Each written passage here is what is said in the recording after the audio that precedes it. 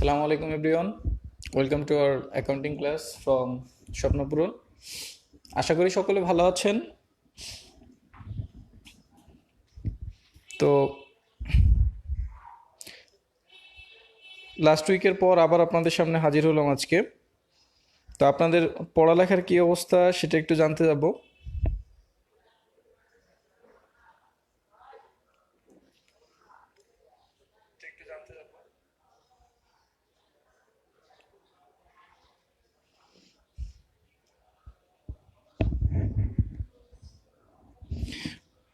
হ্যাঁ, ওয়ালাইকুম আসসালাম। তো আপনাদের পড়ালেখার কি অবস্থা সকলের?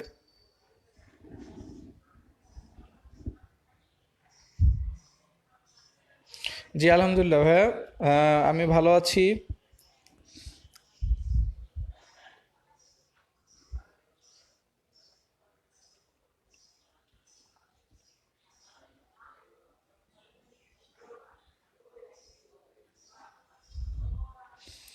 পড়ালেখার অবস্থা ভালো না হলে তো হবে না রে ভাই।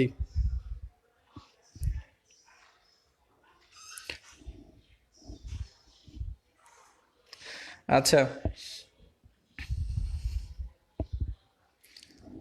যাই হোক, পড়ালেখার অবস্থা সবার আগে ভালো রাখতে হবে। এখন যে মানে যে কয়েকটা জিনিস খেয়াল রাখবেন এখন পরীক্ষার আগ পর্যন্ত, হেলদি থাকা। তার পাশাপাশি হচ্ছে আমাদের যেটা করতে হবে সেটা হচ্ছে নিজের কেয়ারটেকটা সবার ফার্স্ট। কজ আপনার যতই পড়ালেখা করেন, যদি আলটিমেট হেলথ যদি ভালো না থাকে তাহলে হবে না। সো নিজের হেলথের দিকে খেয়াল রাখবেন। হেলথের দিকের খেয়ালের পাশাপাশি যেটা সেকেন্ড মোস্ট ইম্পর্টেন্ট থিং সেটা হলো আমাদের স্টাডিটা কন্টিনিউ রাখা, ঠিক আছে?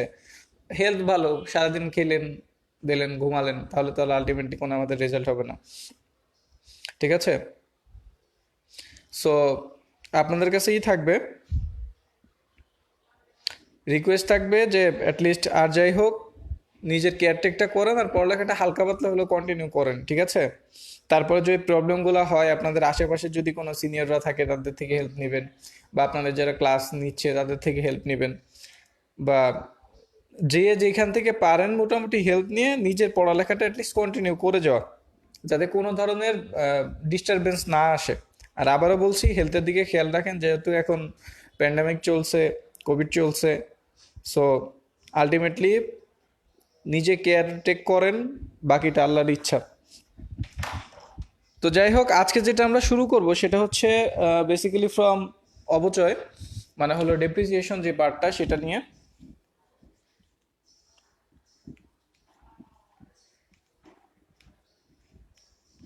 তো গত সপ্তাহে আমরা কিন্তু করেছিলাম কুরিন, মানে যেটাকে বা অনাদায়ী পাওনা যেটাকে আমরা বলি, বা প্রাপ্য হিসাবে হিসাব সংরক্ষণ, সেই চ্যাপ্টার থেকে মোটামুটি আমরা কাভার করেছিলাম। তো আজকে আমরা যেটা দেখবো সেটা হচ্ছে অবচয় থেকে।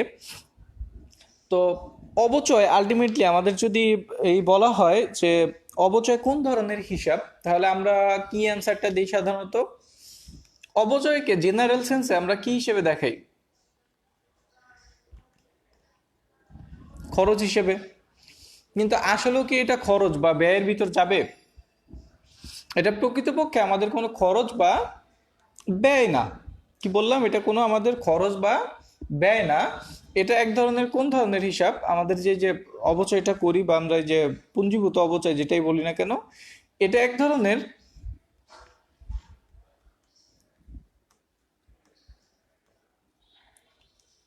প্রতি হিসাব, বা যেটাকে আমরা বলি কন্ট্রা অ্যাকাউন্ট। আর এটা আরো একভাবে বলতে পারি, এটা হলো প্রতি সম্পদ। প্রতি সম্পদ, তাই না? এটা সিম্পল। এখন মোটামুটি এই লেভেলে এসে আমরা নবম দশম পড়ে এসেছি, একাদশ দ্বাদশ পড়ে এসেছি। তারপর এসেও মোটামুটি এই ধরনের কোয়েশ্চেন আসলেও আমাদের মানায় না, কিন্তু তারপরেও আমি এমন কিছু পড়াই না যেগুলো হয়তো আপনারা জানেন না, যে আসলে কোনভাবে সিম্পল হতে পারে বা কোনভাবে আপনারা সহজে বুঝবেন, হয়তো আমরা সেইভাবে ওইটা জাস্ট ধরিয়ে দিই, ঠিক আছে? এগুলো কিন্তু সবকিছুই আপনারা জানেন, এমন না যে আপনারা জানেন না। হয়তো দু একটা জিনিস একবারে আগে করা হয়নি, বা হয়তো আপনারা যাদের কাছে পড়েছেন বা আপনার নিজে পড়তে গিয়ে হয়তো পড়া হয়নি বা দেখা হয়নি, সেই জিনিস দু একটা নতুন আসে, তার মানে এই না যে আপনারা জানেন না। জাস্ট কথা হচ্ছে, আপনারা যেগুলো জানেন সেগুলো দায়িত্ব হচ্ছে সহজভাবে আপনাদের কাছে তুলে ধরা, এবং তার পাশাপাশি হলো যে আগে যেগুলো পড়ে এসেছেন সেগুলো আবার রিওয়াইন্ড করে দেওয়া। ঠিক আছে? তাহলে অবচয়কে আমরা কোনো খরচ হিসাবে বলবো না, এটাও যদি কোনো প্রতি হিসাব থাকে বা ইংলিশে থাকলে কন্ট্রা অ্যাকাউন্ট থাকবে, বা এগুলো না থেকে আমার কি থাকতে পারে, এটা প্রতি সম্পদ থাকতে পারে, তাই না?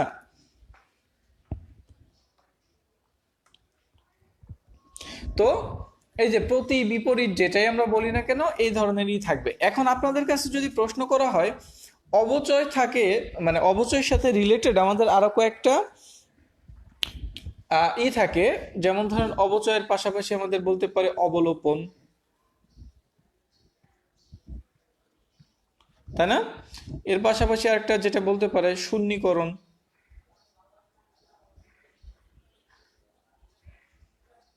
তো এই টার্মগুলো আমরা কেন ব্যবহার করি, অবচয় কোন ক্ষেত্রে ব্যবহার করব, অবলোপন কখন ব্যবহার করব, শূন্যীকরণ কখন ব্যবহার করব, এই ধরনের জিনিসগুলো আমাদের মানে তেমন একটা আসে না, বাট তারপরে আমাদের কনসেপ্ট যেহেতু আমরা অবচয় নিয়ে পড়ছি, তার মানে অবশ্যই আমাদের কনসেপ্টগুলো ক্লিয়ার থাকতে হবে, কেমন?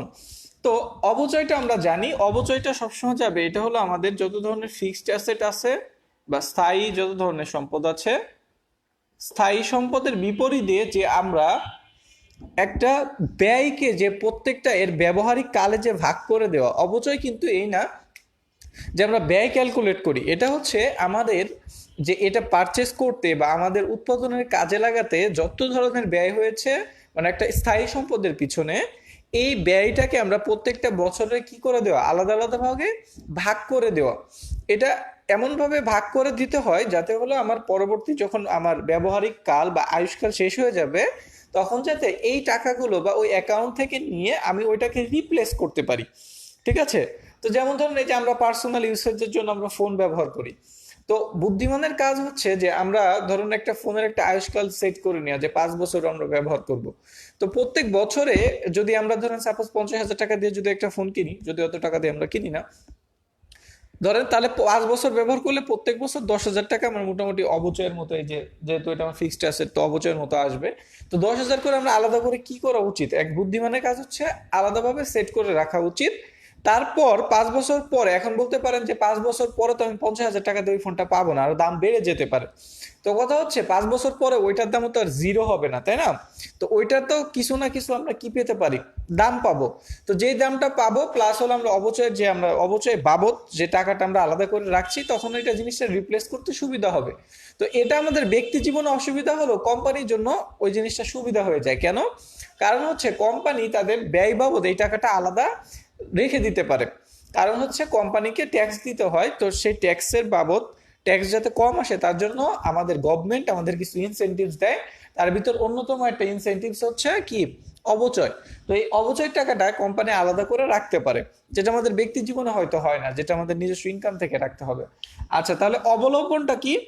অবলম্বনটা এটাও কিন্তু আমাদের এক ধরনের বিপরীত সম্পদ। এই যে আমরা যেমন ধরেন, আচ্ছা আপনাদের কাছে একটা কোয়েশ্চেন করি,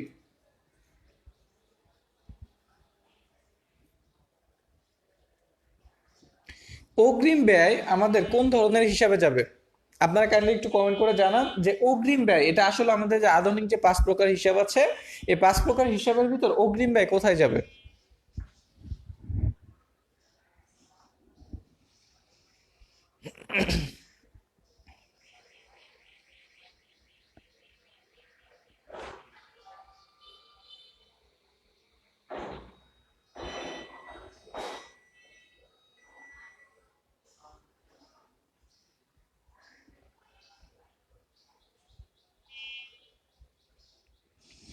অগ্রিম ব্যয় আমাদের জন্য কোন ধরনের হিসাব হবে?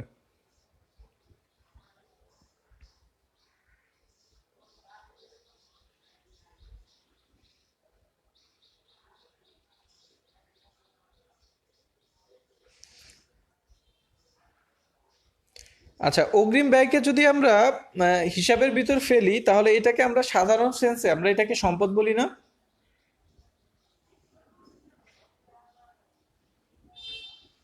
হুম, আমরা কিন্তু এটাকে সম্পদ হিসেবে দেখাচ্ছি,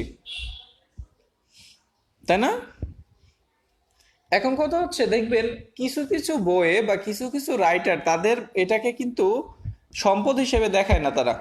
তাদের কথা হচ্ছে এই যে যেটা ব্যয়, এটাকে বলে হলো প্রতি ব্যয় বা বিপরীত ব্যয়।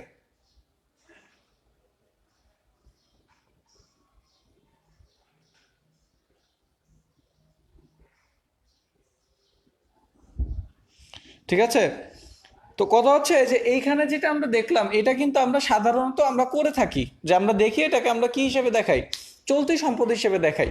কিন্তু দেখবেন কিছু কিছু রাইটার বা আপনি যদি কিছু কিছু যদি অনেকগুলো বই ফলো করেন, দেখবেন কোথাও অগ্রিম ব্যয়কে সম্পদ হিসেবে না বলে তাদের বিভিন্ন অ্যাকাউন্টে প্রতি ব্যয় বা বিপরীত ব্যয় হিসেবে তারা লিপিবদ্ধ করছে।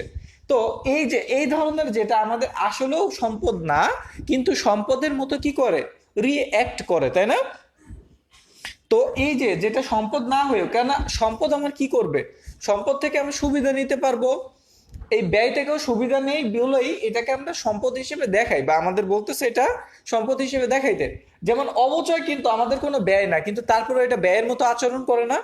এই যে অবচয়টা, অবচয়টা কিন্তু আমাদের কোনো ব্যয় না, অ্যাকচুয়ালি কোনো ব্যয় না, কিন্তু তারপরে এটা ব্যয়ের মতো আচরণ করে বিধায় এটাকে আমরা আয় ব্যয় বিবরণীতে কি করি, ব্যয় হিসেবে দেখাই। ঠিক সেইভাবে অগ্রিম ব্যয় কিন্তু আসলে কোনো সম্পদ না, কিন্তু সম্পদের ন্যায় কি করে, আচরণ করে, যার জন্য একে আমরা সম্পদ হিসেবে দেখাই। যেমন অবচয়টা প্রকৃতপক্ষে কি আমার বিপরীত সম্পদ, ঠিক সেইভাবে ওই অগ্রিম ব্যয়টা কিন্তু আমার এক ধরনের কি বিপরীত ব্যয়। এটা কিন্তু মাথায় রাখতে হবে। ঠিক আছে? তারপর এই যে যেটা বলছিলাম, যে এটাকে আমাদের এই যে প্রতি ব্যয় বা বিপরীত ব্যয় বলছি, এই ধরনের সম্পদকে যেমন আরো স্পষ্টভাবে বললে, যে আপনাদের অনেকের তো আবার জাস্ট ফ্রেন্ড থাকে, তাই না? তো এই যে আমাদের ওইটা কি না, ওইটা আপনাদের হলো যেটা আমাদের সো কল্ড, এই যে আপনাদের বুঝে নিয়ে আপনারা যে কোন ধরনের সম্পর্ক থাকে, ওই লিমিটেড না, তারপর আপনারা কি জাস্ট ফ্রেন্ড বলে চালাই দিচ্ছেন না? তো তার মানে হলো আপনার এই যে এইটা সম্পদ না, কিন্তু তারপরে এটাকে আপনি কি বলে চালাই দিচ্ছেন, সম্পদ বলে চালাই দিচ্ছেন। ঠিক ওই যে আপনাদের জাস্ট ফ্রেন্ড যেমন কাজ করে, এই অগ্রিম ব্যয় সম্পদের ন্যায় ওইভাবে কাজ করে। তো এই যে আমাদের যেটা প্রকৃতপক্ষে সম্পদ না হয়েও সম্পদের ন্যায় কাজ করবে, সেগুলোকে যখন আমরা শূন্যীকরণ করি, বা এইগুলোর যখন ধরেন সাপোজ আমরা 12 মাসের জন্য অগ্রিম বাড়ি ভাড়া দিলাম, সেখান থেকে 5 মাসেরটা হয়ে গেল, কি করলাম আমরা, 5 মাসেরটা কমিয়ে নিলাম, বা 5 মাসেরটা আমরা ব্যবহার করে ফেলছি, 5 মাসের বাড়ি ভাড়া বাদ দিতে হবে। তো এই যে দেখেন, এটা আমাদের চলতি সম্পদের মতো কাজ করছে অনেকটা। তো এই চলতি সম্পদের মতো কাজ করতে গেলে এখান থেকে আমরা যেটা কমাই, সেটাকে আমরা কি বলতেছি, অবলোপন। তার মানে যেটা সম্পদ না কিন্তু সম্পদের ন্যায় কাজ করবে, সেই ধরনের চলতি সম্পদ থেকে আমাদের যতটুকু কমাইতে হবে, সেটাকে আমরা কি বলবো, অবলোপন। কি বললাম, অবলোপনটা তাহলে যেটা আমাদের সম্পদের ন্যায় কাজ করে, মানে চলতি সম্পদ বলা ঠিক না, কিন্তু তারপরেও সম্পদের ন্যায় কাজ করে, সেই ধরনের জিনিস থেকে যদি আমরা কমিয়ে নেই, সেটাকে আমরা কি বলতেছি, অবলোপন বলতেছি। তাহলে শূন্যীকরণটা কি, বা শূন্যীকরণটা আমরা কিসের উপর ধার্য করব? শূন্যীকরণ বলছে যে আমাদের যদি কোনো শূন্যীকরণের ক্ষেত্রে যদি আমাদের যে আমরা ধরেন এমন কোনো বিজনেস করতেছি যেখানে আমাদের ন্যাচারাল রিসোর্সেস যেগুলো আছে বা প্রাকৃতিক সম্পদ যেগুলো আছে, যদি সেগুলো নিয়ে আমরা কাজ করি, তাহলে সেখানে কি ওভার দ্য ইয়ার এগুলো কমে যাবে না? যেমন ধরুন একটা গ্যাস ফিল্ড নিয়ে কাজ করা হচ্ছে, যে একটা কোম্পানি আমাদের বাংলাদেশে ধরুন দিনাজপুরের অঞ্চলে একটা গ্যাস ফিল্ড পাওয়া গিয়েছে, সেখানে তিতাস নিয়ে এলো, এটা ধরেন আগামী 50 বছরের জন্য নিল। তো এখন কথা হচ্ছে এই গ্যাস ফিল্ডটা কি সারা জীবনই থাকবে ওখানে? অবশ্যই কিন্তু সারা জীবন থাকবে না, এখানে ওভার দ্য টাইম যত বছর যাবে আস্তে আস্তে ওইটার পরিমাণ কি হয়ে আসবে, কমে আসবে। ঠিক যেভাবে একটা মেশিন ব্যবহার করলে এর কার্যকারিতা বছরকে বছর আস্তে আস্তে কি হয়ে আসে, কমে আসে। ঠিক সেইভাবে যদি আমাদের প্রাকৃতিক সম্পদের উপর বা প্রাকৃতিক সম্পদকে যদি আমরা কমিয়ে দেই, তাহলে সেটাকে আমরা কি বলবো, শূন্যীকরণ। তাহলে এটাকে আমরা বলতেছি কিসের উপর, প্রাকৃতিক সম্পদের উপর।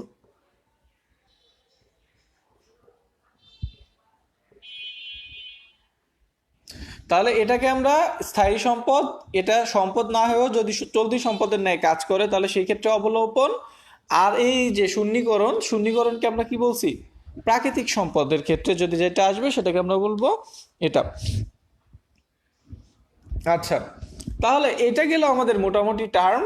এখন অবচয় ধার্যের যে প্রক্রিয়াটা আপনাদের একটু রিওয়াইন্ড করতে চাই। আপনাদের আগে যখন আমাদের হিসাব বিজ্ঞানের নীতিমালা প্রকাশ করা হয়েছিল, আপনারাই এক এক করে বলবেন যে অবচয় ধার্য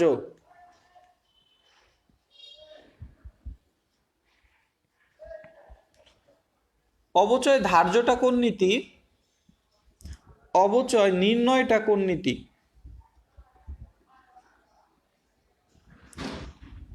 আর যদি আরো স্পষ্ট করে যদি বলি তাহলে আরেকটা বলি, সেটা হলো যেমন ধরুন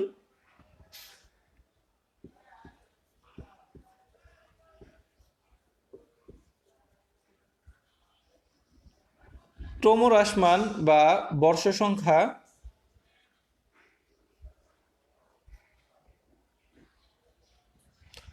কোন নীতি অনুযায়ী আমরা ধার্য করতে আমাদের সাহায্য করে। আপনাদের কাছে প্রশ্ন, আবারও বলছি, আপনাদের কাছে প্রশ্ন হচ্ছে আমার যে অবচয় ধার্য হিসাব বিজ্ঞানের কোন নীতি অনুযায়ী আমরা অবচয় ধার্য করি, আর অবচয় নির্ণয় করি কোন নীতি অনুযায়ী। আর যদি আমি অন্যান্য তুলনায় যদি ক্রমহ্রাসমান বা বর্ষ সংখ্যা পদ্ধতি যদি আমি করি, এটা কোন নীতি আমাকে সমর্থন করছে যে আপনি ক্রমহ্রাসমান, আপনি সরলরৈখিক বাদ দিয়ে ক্রমহ্রাসমান পদ্ধতি ফলো করতে।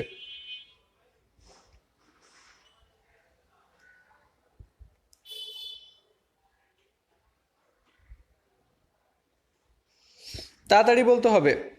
অবচয় ধার্য কোন নীতি অনুযায়ী আমরা অবচয় ধার্য করি, হিসাব বিজ্ঞানের কোন নীতি অনুযায়ী অবচয় নির্ণয় করি, এবং কোন নীতি আমাদের ক্রমহ্রাসমান বা বর্ষ সংখ্যা পদ্ধতি অবচয়ে বা এই সিস্টেমে অবচয় ধার্য করতে আমাদের ওই নীতিকে সমর্থন করে। আচ্ছা, এক এক করে বলতে হবে আমাদের অবচয় ধার্য কোন নীতি অনুযায়ী।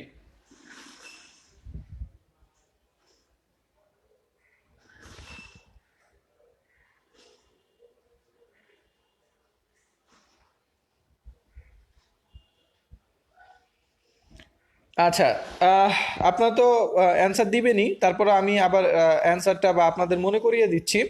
সেটা হচ্ছে যদি বলে অবচয় ধার্য, অবচয় ধার্য হচ্ছে আমাদের চলমান প্রতিষ্ঠান ধারণা অনুযায়ী, চলমান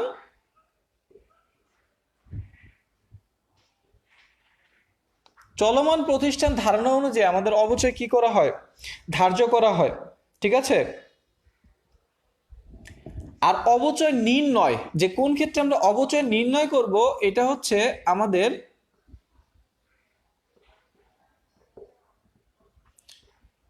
ব্যয়ের নীতি বা যেটাকে আমরা বলি সমন্বয়ের নীতি, মানে ব্যয় সমন্বয়ের নীতি বা ম্যাচিং প্রিন্সিপাল যেটাকে আমরা বলি সেটাকে আর কি। ঠিক আছে। ব্যয়ের নীতি বা ম্যাচিং প্রিন্সিপাল যেটাকে আমরা বলি ব্যয় সমন্বয়ের নীতি, সেই অনুযায়ী আমরা কি করি, অবচয় নির্ণয় করি। তাহলে অবচয় ধার্য আর অবচয় নির্ণয় কিন্তু এক না। কি বললাম, অবচয় ধার্য এবং অবচয় নির্ণয় একই জিনিস না, বা একই ধারণা অনুযায়ী আসতেছে না। অবচয় ধার্য মানে হলো আমি কয় পার্সেন্ট, 10% না 15% না 20% ধার্য করব, সেটা জাস্ট হলো একটা পার্সেন্টেজ ধার্য করা। এটা হচ্ছে আমার চলমান প্রতিষ্ঠান ধারণা অনুযায়ী।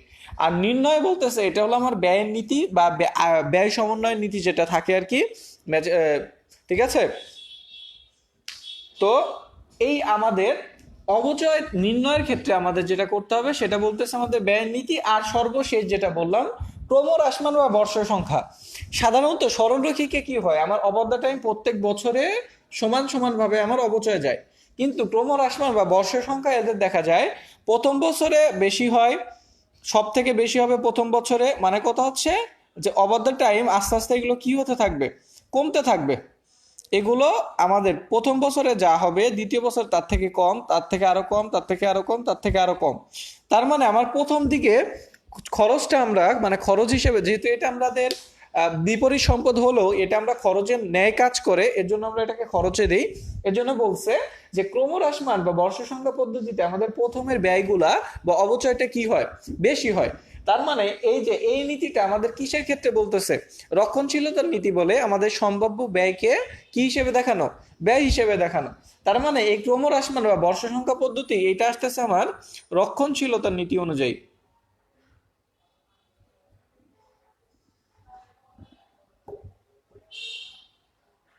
ঠিক আছে। তাহলে আমাদের অবচয় ধার্য চলমান প্রতিষ্ঠান, আমাদের অবচয় নির্ণয় ব্যয়ের নীতি, ক্রমহ্রাসমান বা বর্ষ সংখ্যা পদ্ধতি যেটা আছে এটা হলো রক্ষণশীলতার নীতি অনুযায়ী।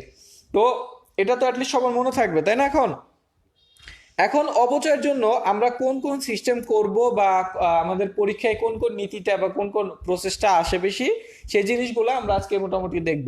তারপরে সময় থাকলে অন্য জিনিস কভার করবো, না হলে আলহামদুলিল্লাহ এই পর্যন্তই আজকে, মানে আমাদের এই টপিকটাই থাকবে আর কি।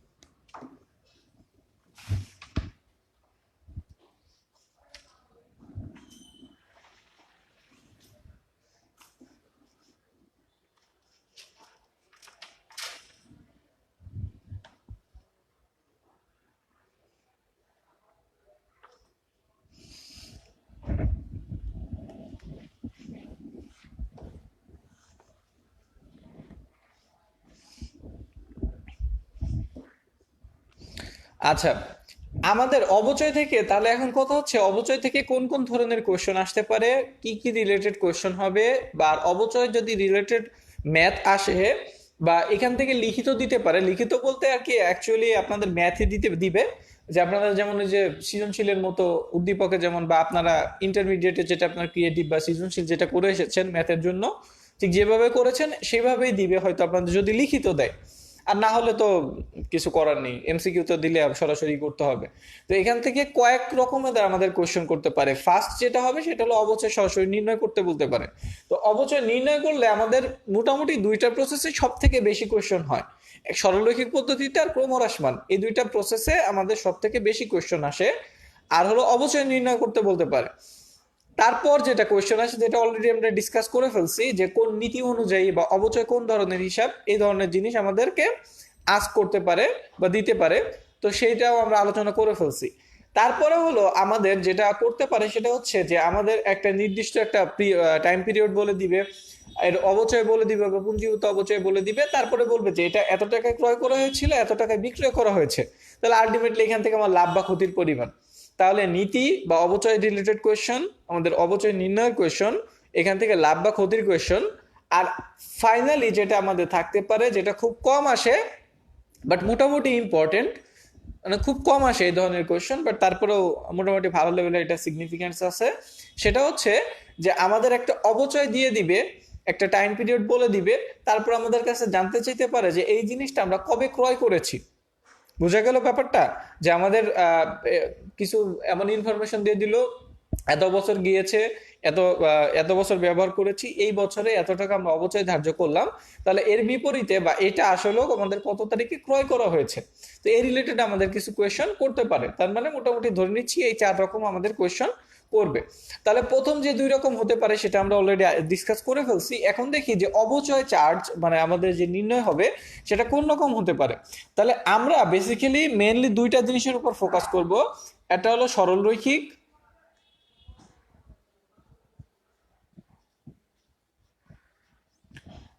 আর একটা হচ্ছে যেটা দেখবো আমরা হলো ক্রমহ্রাসমান।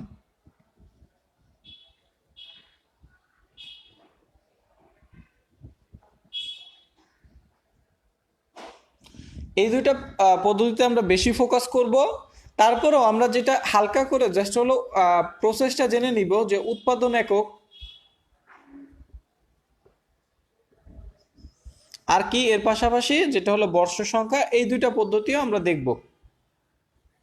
যে বাই চান্স যদি আমাদেরকে দিয়ে দেয়, এনি হাউ যদি দিয়ে দেয়, তাহলে আমাদের কি শিখে রাখবো। এই দুইটা আমরা সাইড ভাবে দেখব, কিন্তু মেইনলি আমাদের এই দুইটা প্রসেস আমরা জানবো বা দেখব। আচ্ছা, তাহলে এখন সরলরৈখিক প্রসেস আর ক্রমহ্রাসমান এই দুইটা বেশি সিগনিফিকেন্ট দিচ্ছি আমরা, কজ এই দুইটা থেকে বেশিরভাগ কোয়েশ্চেন আসে। আর এই দুইটা জাস্ট আমরা ফর্মুলা দেখে হয়তো দু একটা ম্যাথ দেখবো, জাস্ট এই পর্যন্তই।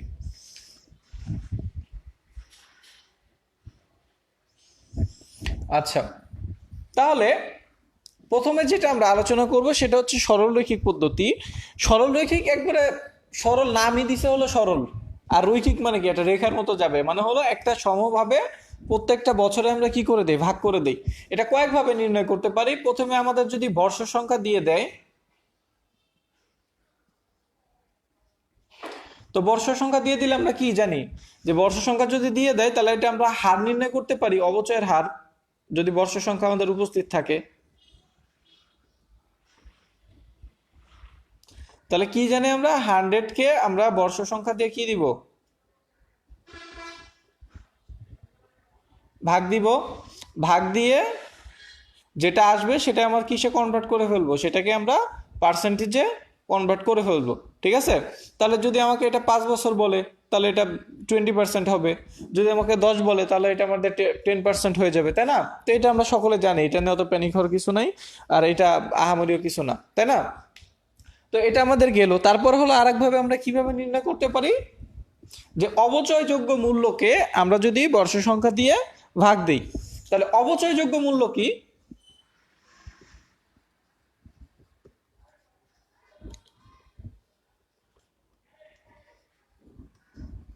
অবচয়যোগ্য মূল্য বলতেছি আমাদের নিট ক্রয় মূল্য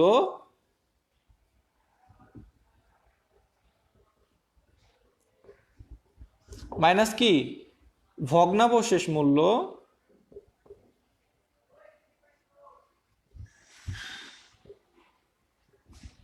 এটাকে আমরা কি দিয়ে ভাগ দেই? আয়ুষ্কাল, তাই না?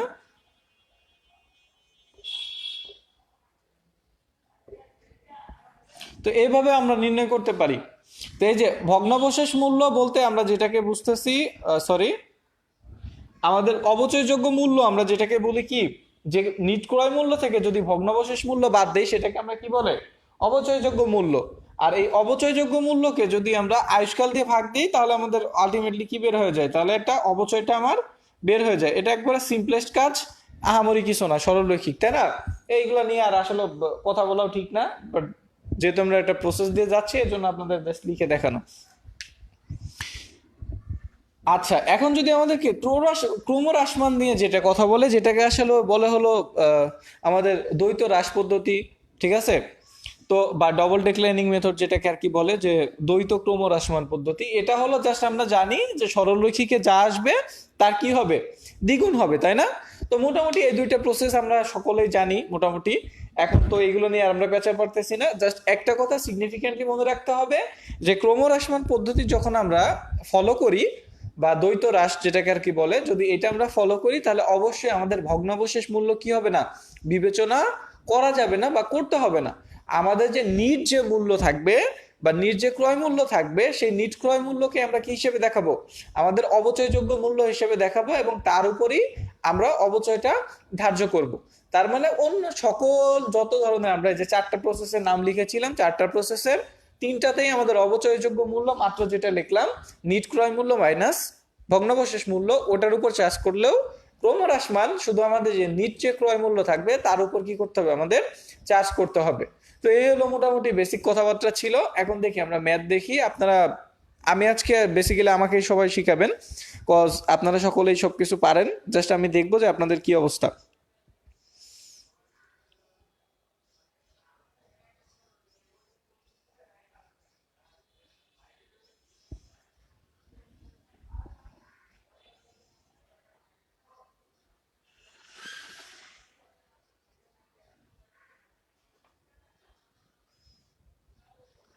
আচ্ছা, ধরুন একটি সম্পদের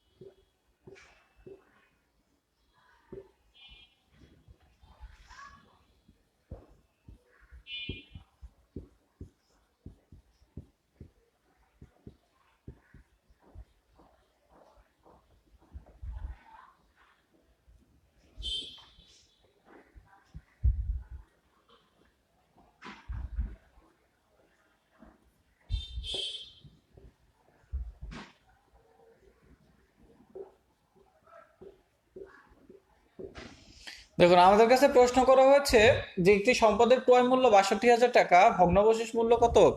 ২,০০০ টাকা, আনুমানিক আয়ুষ্কাল ১০ বছর, পহেলা সরি পহেলা এপ্রিল সম্পদটি ক্রয় করা হলে পরের বছর অবচয় কত? পরের বছরে সর্বমোট অবচয় কত হবে? এটা কাইন্ডলি একটু আপনারা অ্যান্সার করে দেন তো, মুখে মুখে করতে পারবেন, কত হবে এটার অ্যান্সার?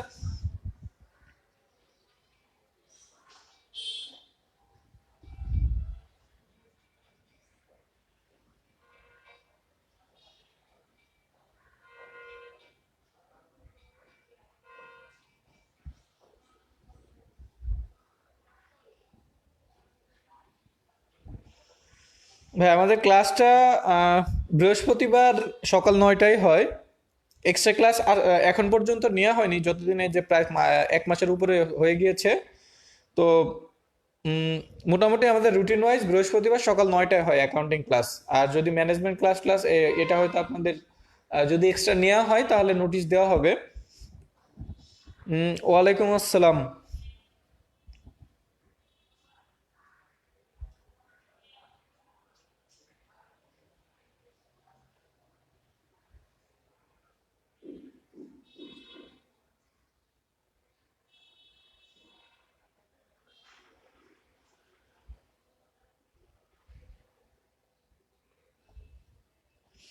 আমি জানি অনেকে ভুল করবেন, এই কোয়েশ্চনটাতে কিন্তু ভুল করবেন, অনেকেই ভুল করবেন। কোথায় ভুল করবেন সেটাই দেখতে চাচ্ছিলাম, এর জন্য আর কি আপনাদেরকে এটা লিখতে দেওয়া।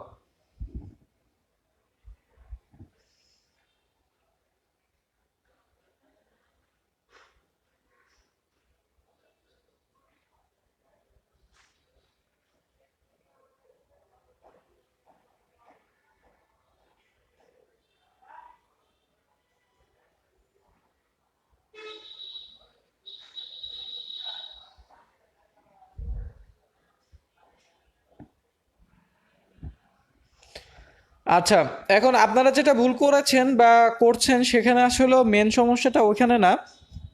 মেন সমস্যাটা হলো এই যে আমরা পরীক্ষায় দেখেন আমরা কোথায় ভুলটা করি। আমরা কিন্তু অবচয় যে নির্ণয় করতে পারি না। আপনারা যারা মোটামুটি ক্লাস করছেন বা ওভারঅল করে আসতেছেন বা ইভেন যারা ক্লাস করছেন না, সকলেই কিন্তু অবচয় নির্ণয় করতে পারি। অবচয় নির্ণয় করা কিন্তু টাফ কোনো ব্যাপার না। অবচয় নির্ণয় নিয়ে আমাদের কোনো প্যানিক হওয়ার দরকার নেই, আমাদের প্যারা নিতে হয় না। বেসিক্যালি আমাদের মেন সমস্যাটা হয় কিন্তু এই যে কোয়েশ্চনে গিয়ে আমাদের কোয়েশনে যে কি বলছে সেটা আমরা ভালো করে ফোকাস করি না। আমরা মোটামুটি অবচয় চ্যাপ্টার তো আমাদের এই বছর অবচয় জানতে চাইবে, কিন্তু অ্যাকচুয়ালি একটু কোয়েশনের দিকে খেয়াল করেন তো আপনারা ভালো করে। আমি কোয়েশন কি আমি এই বছরের আমি জানতে চেয়েছি, আপনাদের কাছে কিন্তু জানতে চেয়েছি পরের বছর মানে আগামী বছর জানতে চেয়েছি। আপনারা এই যে 1 এপ্রিল দেখছেন, 1 এপ্রিল দেখে আপনারা মোটামুটি ধরে নিছেন এই বছরে কত জাবেদা হবে। দেখেন তো, আমার কথা হচ্ছে যদি সম্পদের, তাহলে আমাদের অবচয়যোগ্য মূল্য কত হবে? 62,000 মাইনাস 2,000। আর এটাকে আমাদের যেহেতু আমাদের আনুমানিক বছর কত বলছে, 10 বছর। তাহলে 10 বছর যদি হয় তার মানে আলটিমেটলি আমাদের কত হবে? 6,000 টাকা হবে, তাই না? তো 6,000 টাকা হলো আমাদের বাৎসরিক। কি বললাম? 6,000 টাকা হচ্ছে আমাদের বাৎসরিক। তো এখন কথা হচ্ছে এইটাই আমাদের বাৎসরিক আসলে এখন যদি আমাদের এই প্রশ্নটা এইভাবে করতো যে এই বছরের বা বছর শেষে জাবেদা, ওই যে সরি জাবেদা বলতেছি, বছর শেষের অবচয় কত।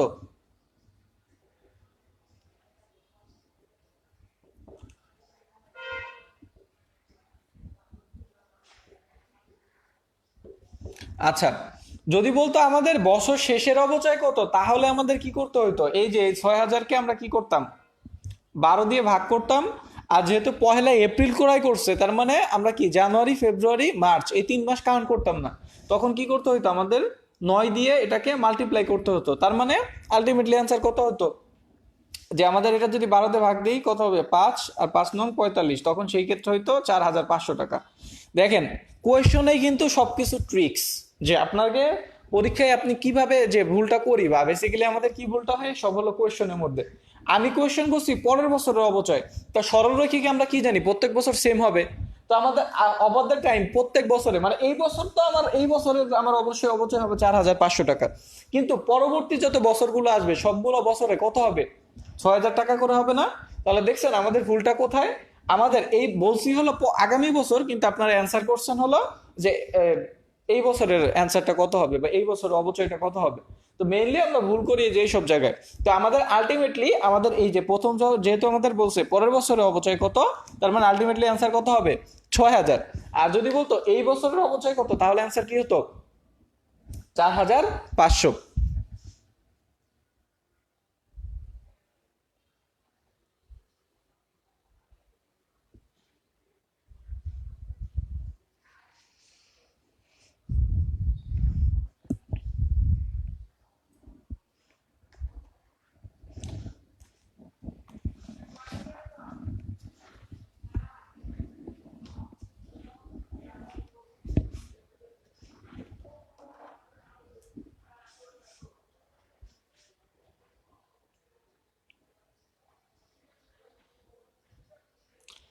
তো আশা করছি বুঝতে পারছেন যে আসলে মেইনলি সমস্যাটা আমাদের কোথায় হয়েছিল? আপনাদের কোয়েশনটা আপনাদের ধরতে অসুবিধা হয় এই জিনিসটা হয়েছিল যে এই বছরে যদি আমাদের বলতো তাহলে অবশ্যই 4,500 টাকা হইতো, কিন্তু এখানে কিন্তু আমরা এই বছরের কথা বলছিলাম না, আমরা বলছিলাম আগামী বছর। তা আগামী বছর আমরা সরলরেখাকে জানি প্রত্যেক বছরে কি হবে, সেম হবে। তার মানে আলটিমেটলি এরপর এই বছর বাদে বাকি যতগুলা বছর আছে সবগুলা বছরে কত টাকা হবে অবচয়? সবগুলো বছরেই 6,000 টাকা করে আমাদের অবচয় চার্জ করতে হবে। বুঝা গেল? এইটা বুঝেন নাই এমন কেউ আছেন? যে আমাদের এই কোয়েশনটা যে মাত্র যে কোয়েশনটা দিয়েছিলাম এটা বুঝতে পারেন না এমন কেউ আছেন? থাকলে একটু কাইন্ডলি বা কোথায় বুঝতে অসুবিধা হয়েছে সেটা একটু কাইন্ডলি কমেন্ট করে জানাবেন, তাহলেই হবে।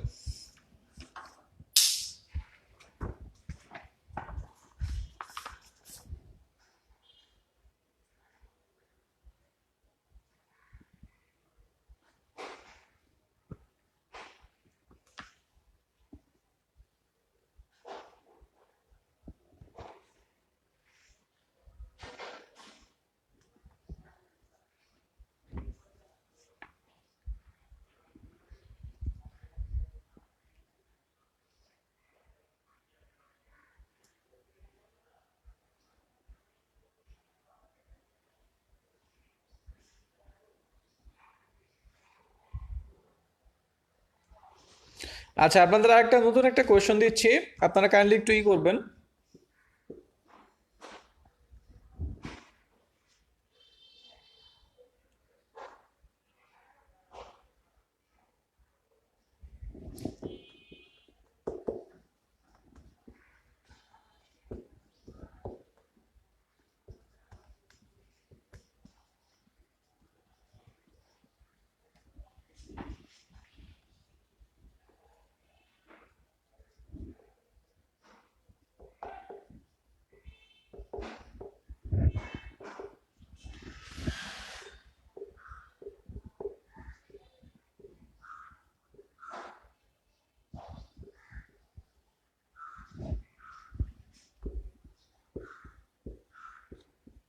তো বলছে আমাদের 1 লক্ষ টাকা দিয়ে একটি মেশিন ক্রয় করি কি 1লা জানুয়ারি তারিখে 2000 সালে।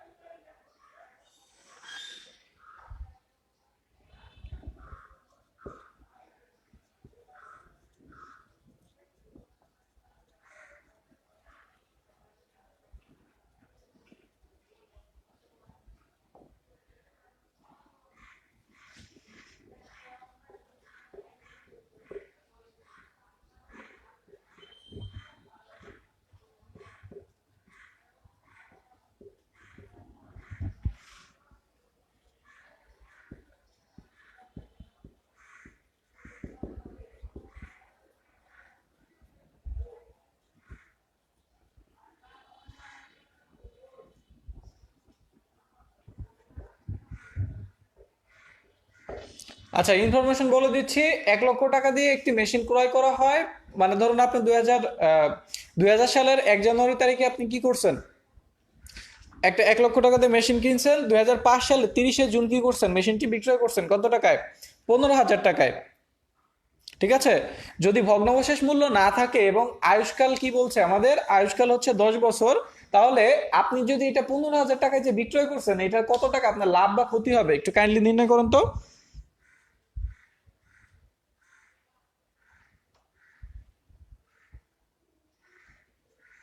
তাড়াতাড়ি করে ফেলেন।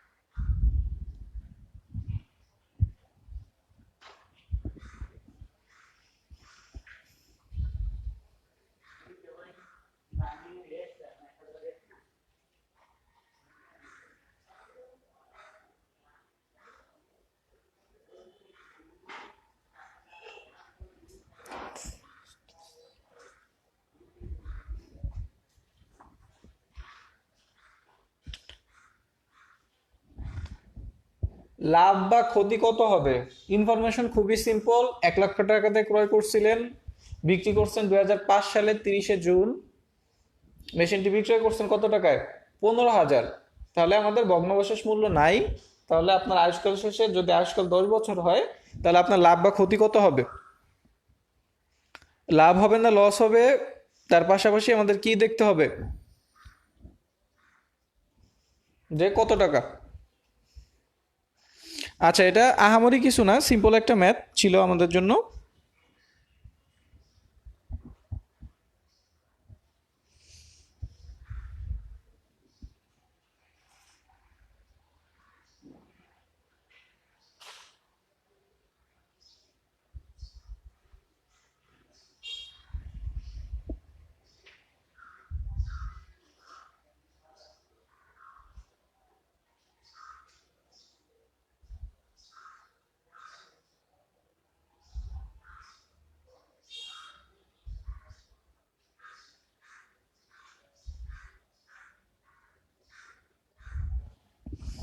আচ্ছা, তাহলে আমি এটা মুছে দিচ্ছি আপনাদের।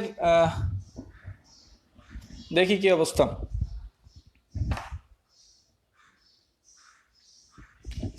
দেখুন, আমাদের বলেছে 1 লক্ষ টাকা দিয়ে আমরা কি করেছিলাম, সম্পত্তি ক্রয় করেছিলাম, আমাদের ভগ্নাবশেষ মূল্য 0।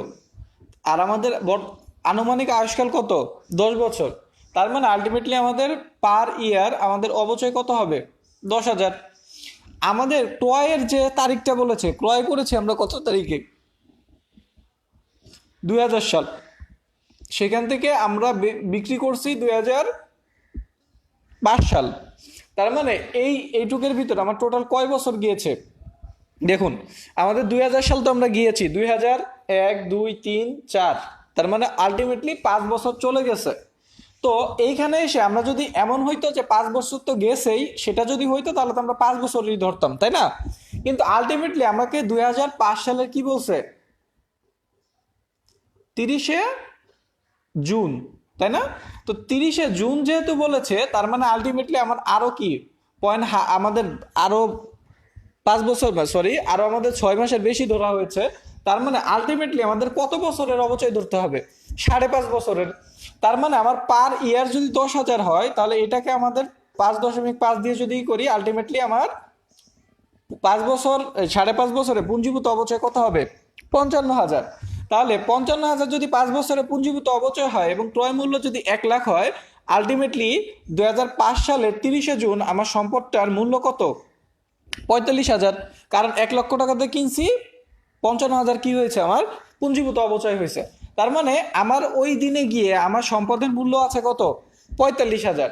কিন্তু আমার 45,000 থাকলেও আমি বিক্রি করছি মাত্র কয় হাজার? 15,000, তাই না? তার মানে আলটিমেটলি দেখেন তো আমার হয়েছে কত? আমি যদি 15,000, আমার দাম আছে 45,000, বিক্রি করছি 15,000, তার মানে আলটিমেটলি আমার ক্ষতি কত? 30,000 টাকা আমার ক্ষতি হয়েছে।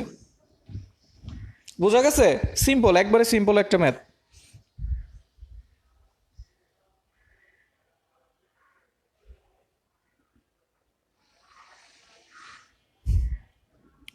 আচ্ছা, 2005-এ যে গেছে, এখন 2005-এ যিনি বলছেন যে 6 বছরে, হ্যাঁ 6 বছর তো আমার টোটাল কমপ্লিট করে নাই। আমি 2005 তো একবারে টোটাল কাভার করে ফেলি নাই, আমি 2005-এর মাঝামাঝিতে বিক্রি করে দিছি। আমার 2005-এর যখন শুরু হয়েছে তখন অলরেডি আমার 4 যখন শেষ, 5 বছর চলে গেছে। আর এই বছরে কি আমি টোটালটা 2005 কি টোটালটা বলছি যে 31শে ডিসেম্বর আমরা বিক্রি করছি। আমরা বিক্রি করছি কবে? 30শে জুন। তো 30শে জুন বিক্রি করেন মানে কি, আমি যে এই বছর জাস্ট হাফ কাভার করছি, ফুলটা না। তার মানে এই বছর আমার হাফ ধরতে হবে। তার মানে আলটিমেটলি আমার অবচয় কত হবে? 55,000। তাহলে দাম হবে 45,000, বিক্রি করছি 15,000, ক্ষতি 30,000।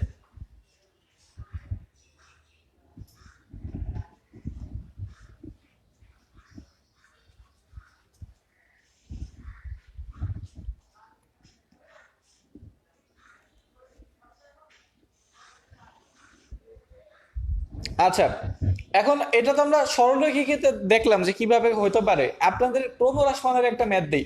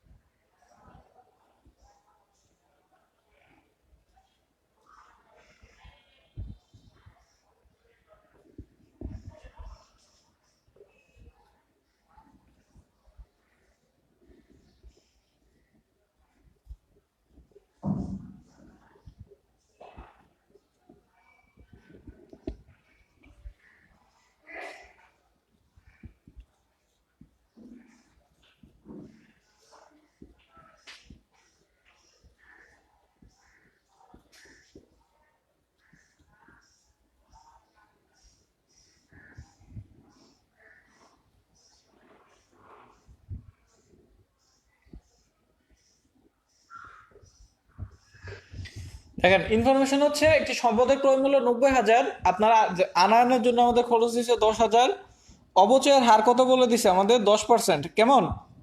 এবং এর পাশাপাশি বলছে ভগ্নাবশেষ মূল্য আপনাকে চার্জ করতে হবে 10,000। তাহলে তৃতীয় বছরে ক্রমর আসমান পদ্ধতিতে আগেরগুলা কিন্তু আমরা সরলরেখিকে দেখছি, আমাদের লাভ ক্ষতি দেখি, অবচয় নির্ণয় দেখি, সবগুলা সরলরেখিকে দেখছি। এখানে কিন্তু আমাদের ক্রমর আসমানের কথা বলছে, তাহলে তৃতীয় বছরে ক্রমর আসমানে আমাদের অবচয় কত হবে?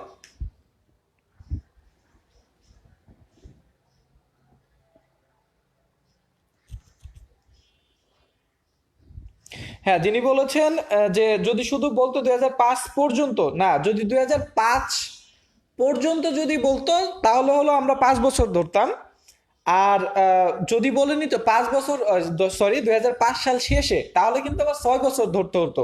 ঠিক আছে, মানে আমাদের সিম্পল একটা কাজ, যদি আমাদের 5 সাল পর্যন্ত বলতো তাহলে তো আমরা অবশ্যই 5 সাল পর্যন্ত আমরা ব্যবহার করছি 5 বছর। আবার যদি বলতো 5 সাল শেষে, যদি 5 সাল শেষে বলতো তাহলে আবার 6 বছর ধরতে হতো।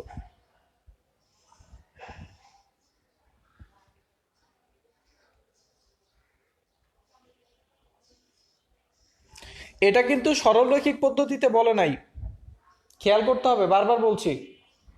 তৃতীয় বছরে ক্রমহ্রাসমান পদ্ধতিতে আমাদের অবচয় কত হবে?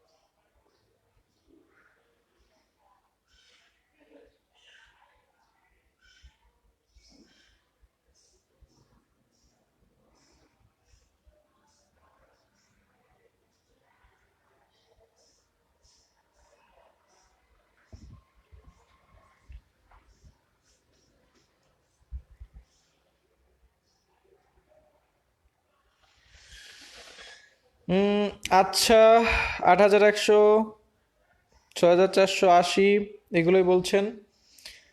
আচ্ছা, এটারও অ্যান্সার দিব। এর পাশাপাশি ধরেন আমি একটু কোয়েশ্চনটা একটু চেঞ্জ করে দিই, অ্যান্সার দিব, সমস্যা নেই। যদি অবচয় 20% হয় তাহলে অ্যান্সারটা কত হবে? আমাদের আগেরটা তো দেখছি, আগের মতোই কোয়েশ্চনও সব সেম।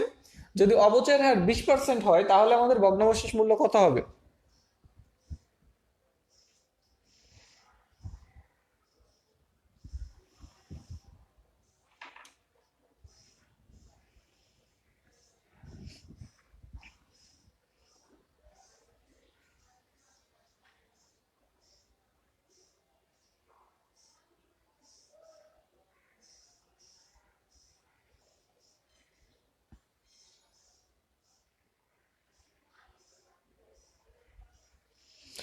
যদি অবচয়ের হার 20% হয় তাহলে আমাদের কত হবে?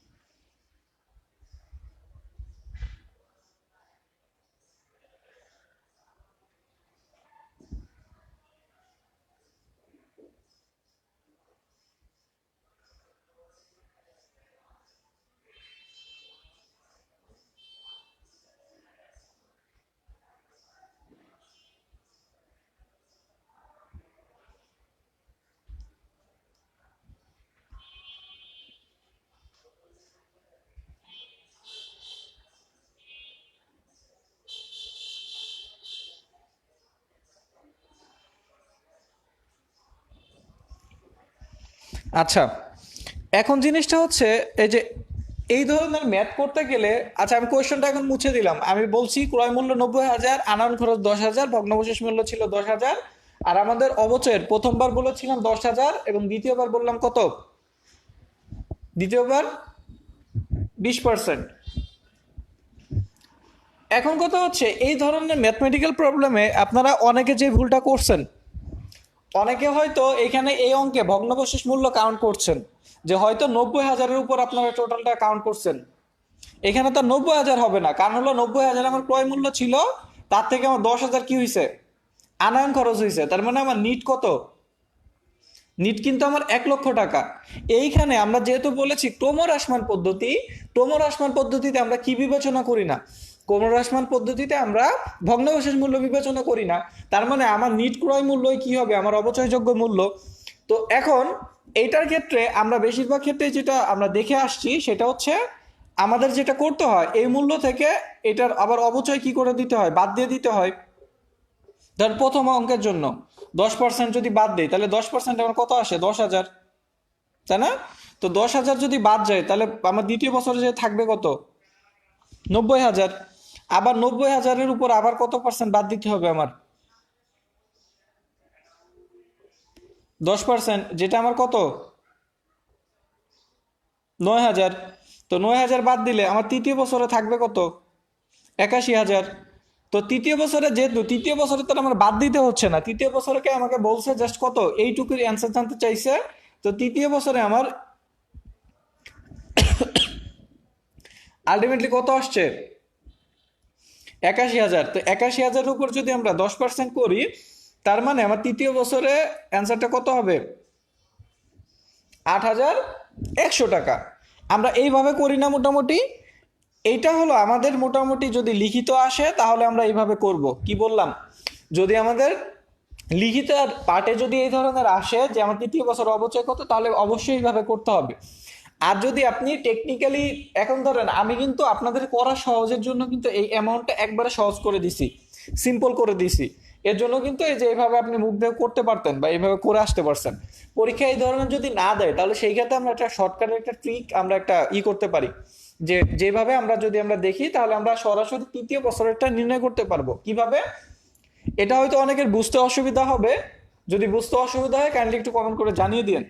যে আমার প্রথম বছরে আমার একটা সম্পদের এই যে 1,00,000 টাকা কি আমার 100% না, প্রথম বছরের এই টাকাটাই আমার জন্য 100%। তাহলে আমি প্রথম বছর যদি 10% অবচয় বাদ দিয়ে দিই, তার মানে আলটিমেটলি আমার দ্বিতীয় বছর আমার কি করতে হচ্ছে, 90% কাউন্ট করতে হচ্ছে, তাই না? তো 90% যদি কাউন্ট করে ফেলি, তাহলে আমার দ্বিতীয় বছরে আবার এই 90-এর উপর 10% আবার বাদ দিতে হচ্ছে না? তো 90-এর 10% বাদ দিয়ে আমার আলটিমেটলি কত, 9% বাদ দেওয়া। তার মানে আমার তৃতীয় বছরে এসে আমার কত থাকবে, আমার সম্পদের মোট 81% থাকবে। তাহলে যদি 81% থাকে আর 81%-এর উপর যদি আবার 10% করি, তার মানে তৃতীয় বছরে, সরি, আমার থার্ড ইয়ারে এসে আমার দেখেন তো অবচয়ের হার কত আসছে, 8.1%। তাহলে এখন যদি আমরা এই যে তৃতীয় বছরে, তার মানে আলটিমেটলি আমার তৃতীয় বছর অবচয়ের হার কত, 8.1%। তাহলে এইটাই আমার যে যে নিট ক্রয় মূল্য। এখন দেখেন তো আপনি এই 1,00,000-এর উপর যদি সরাসরি 8.1% করেন, তাহলে কিন্তু সরাসরি আমার কত চলে আসবে, সে 8,100 টাকা কিন্তু চলে আসবে। তার মানে আপনি এভাবেও করতে পারেন, আর এভাবেও সরাসরি দ্বিতীয় বছর অবচয় নিজে নিজে বের করে এটা আমাদের নিট যে ক্রয় মূল্য আছে সেটার উপর থেকেও আপনি সরাসরি বের করতে পারেন। ঠিক এইটা দেখেন,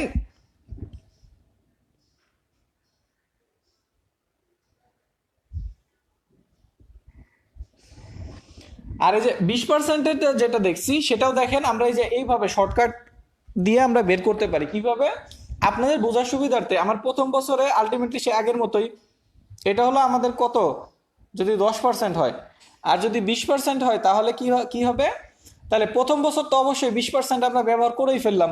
তো 20% অবচয় যদি চলে যায়, দ্বিতীয় বছর আলটিমেটলি আমার সম্পদের কতটুক থাকবে ব্যবহারযোগ্য, 80%। এই 80%-এর উপরে যদি আমি আবার 20% অবচয় ধার্য করি, তার মানে এই বছর আমার সম্পদের কতটুক চলে গেল, এর উপর 20% করলে 16% চলে যাবে। তার মানে তৃতীয় বছরে এসে আমার আলটিমেটলি কতটুক থাকবে, 64% থাকবে, তাই না? তো আমার যদি 64% থাকে, তাহলে 64%-এ যদি 20 করি, তাহলে আমার কত হবে, 12.8, তাই না? তা আমার যদি এই যে 20% করলে দেখেন, 64-র 20% কত, 64-র 20 হলো 12.8। তাহলে আবারও এই যে সেম ওয়েতে যদি এই যে এইভাবে করি, 1,00,000-এর উপর যদি আমরা, সরি, এই যে আমার তৃতীয় বছরে এসে অবচয় কত আসছে, 8 দশমিক, সরি 12.8। তাহলে 1 লক্ষের উপর 12.8 করলেও আমার কত আসবে? 12,800 টাকা। বুঝা গেল? এইটা কেউ বুঝেন নাই, বা এটা যদি আপনাদের কাছে মনে হয় যে না এটা অ্যাপ্লিকেবল বা এটা সহজ হবে, তাহলে এইভাবে করতে পারেন। আর না হলে আমরা যে এমনি সাধারণত ইন্টারমিডিয়েটে যেটা করে আসছি, যে আমার বছরের প্রারম্ভিক মূল্য থেকে আমাদের অবচয় বাদ দিব, তারপর আবার মূল্য আসবে, সেখান থেকে অবচয় বাদ দিব, সেভাবেও করতে পারেন। আর আমাদের শর্টকাটে, মানে শর্টকাট ওয়েতে, যে এইভাবে আপনি যে সরাসরি কততম বছর বলছে তততম বছরে এসে আপনি এইটাও অ্যাপ্লাই করতে পারেন, সেটা আপনাদের ইচ্ছা।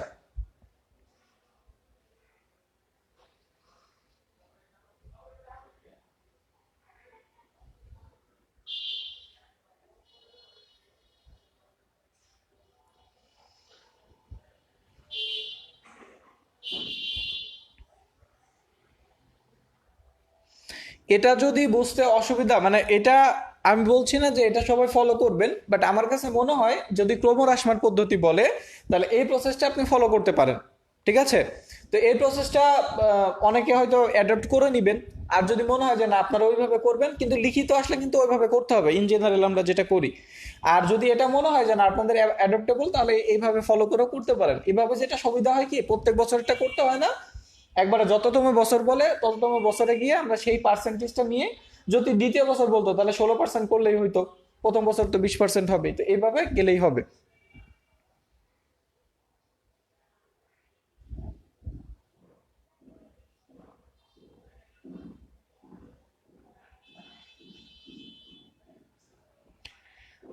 আচ্ছা, আমি প্রসেসটা আর একবার আমি ডিসকাস করে দিচ্ছি, কেমন?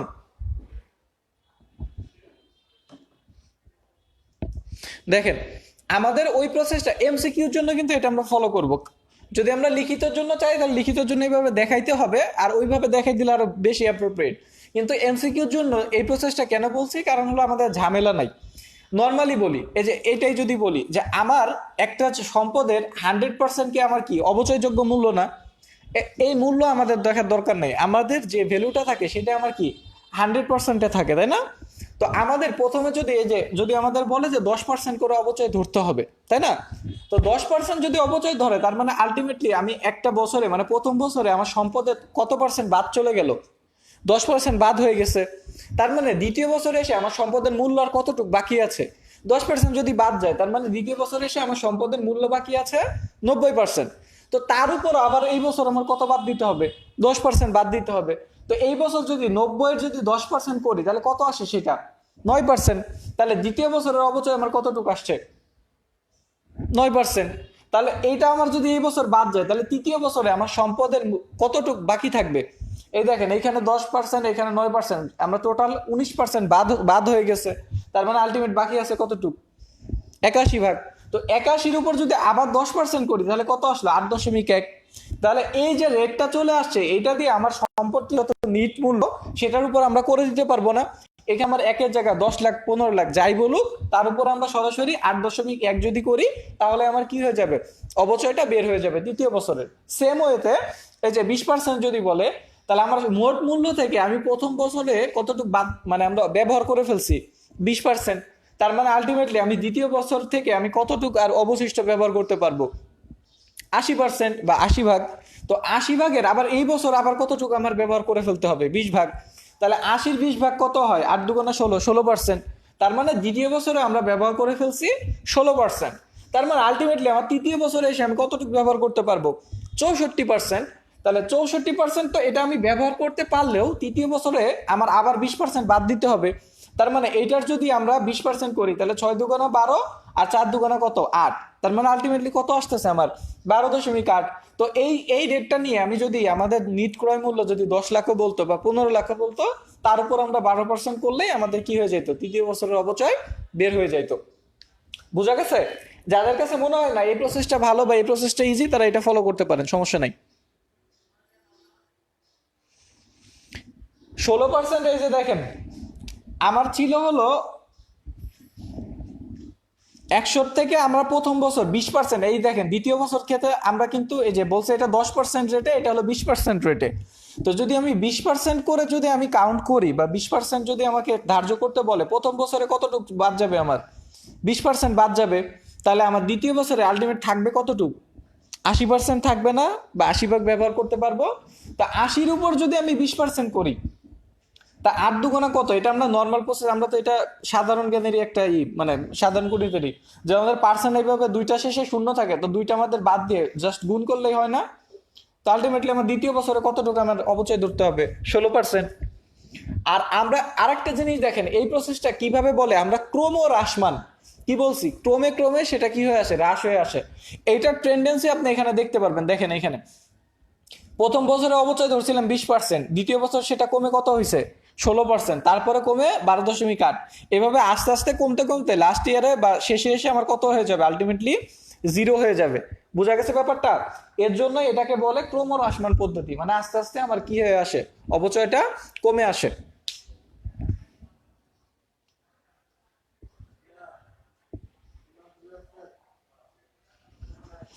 আচ্ছা, যদি আপনার কাছে মনে হয় না যে এটা অ্যাডপ্টেবল, তাহলে এটা অ্যাডপ্ট করে নেবেন। আর যদি মনে হয় যে না, আপনার ইন জেনারেল যেটা করে আসছেন, যে প্রাথমিক মূল্য দিবেন, তারপরে ওইখান থেকে বাদ দিয়ে করে আসবেন, তাহলে সেটা আপনাদের ইচ্ছা, বাট যেটা আপনাদের কাছে ভালো লাগে। আচ্ছা,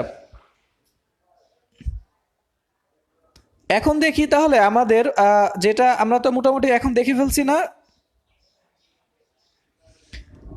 তাহলে আমরা মোটামুটি কিন্তু দেখলাম যে প্রাথমিক যে আমাদের সংখ্যাগত যে ধরনের প্রবলেম আসতে পারে সেটা দেখে ফেলছি।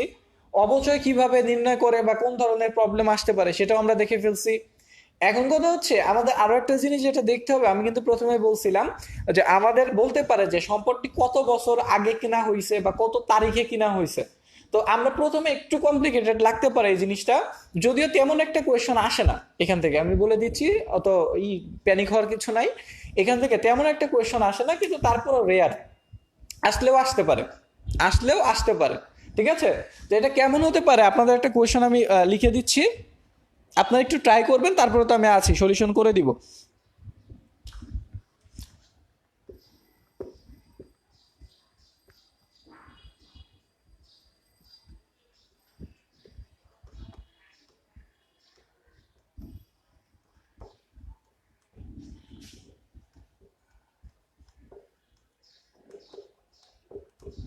তো বলছে আমাদের একটি সম্পদের ক্রয় মূল্য মাত্র 3,500 টাকা। অবচয়ের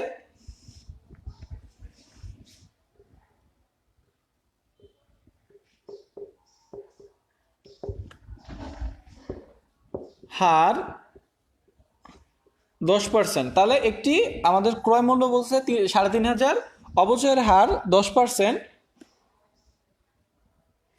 যদি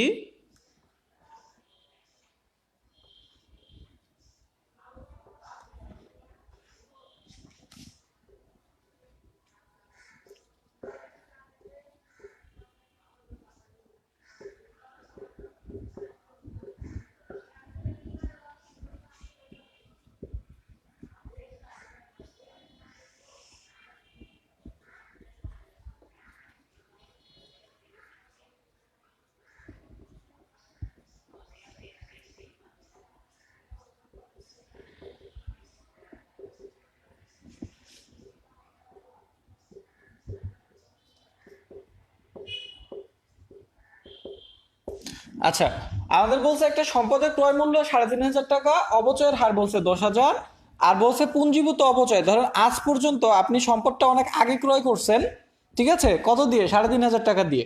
টাকা কম দেখে পাবেন না, সম্পদ আহামরি কিছু না, এটা জাস্ট বোঝানোর জন্য, সম্পদ আপনার লাগলে আরো বাড়াই নিতে পারেন, অসুবিধা নেই, যেটাই হোক, কথা ওইটা না। কথা হচ্ছে যে আপনারা অনেক আগে ক্রয় করছিলেন, আজ পর্যন্ত আপনাদের অবচয় এসে দাঁড়াইছে কত টাকা, 2,100 টাকা অবচয় দাঁড়িয়েছে। আর আপনাকে বলছে দেখেন আপনার অবচয়ের হার কত, 10% করে আপনি অবচয় চার্জ করে আসছেন। এখন আপনাকে কোয়েশ্চেন করছে, অন্য সময় আপনাদের জানতে চাইতো অবচয় কত, এখন আপনাকে দেখেন এসে বলছে সম্পত্তি কত বছর পূর্বে ক্রয় করা হয়েছে। আপনারা একটু ট্রাই দেন একটা, আপনাদের 2 মিনিট টাইম দিলাম, 2 মিনিট তো লাগার কথা না, 1 মিনিটে হয়ে যাওয়ার কথা, 2 মিনিট তাও টাইম দিলাম, আপনারা ট্রাই করেন, যদি না হয় আমি সলিউশন করে দিব, আর অবশ্যই করব, হোক আর না হোক সমস্যা নেই।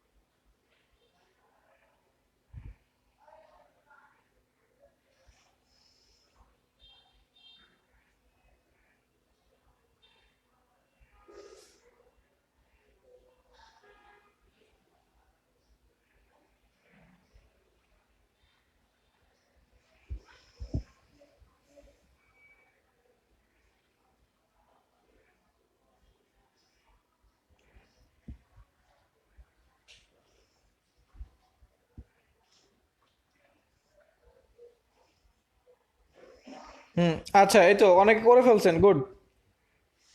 6 বছর কিভাবে দেখেন, আহামরি এই যে আমাদের এই ধরনের কোয়েশন আমাদের পরীক্ষায় দিতে পারে, কেমন? তো এই ধরনের যদি দেয় তাহলে আমরা কিভাবে কোয়েশনটা সলভ করব সেটা একটু দেখব।